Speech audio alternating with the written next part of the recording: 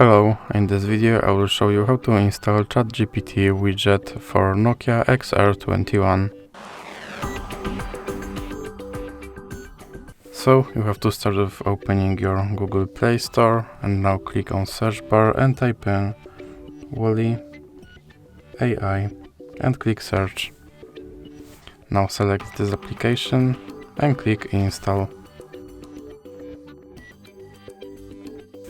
Now you can click open, and here you can skip introduction, and now click open permissions, and you have to allow this application to display over other apps, and then you can click back and back again.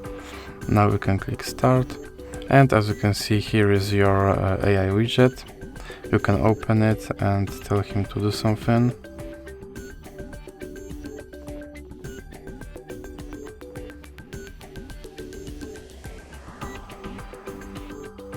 And as you can see, he responded.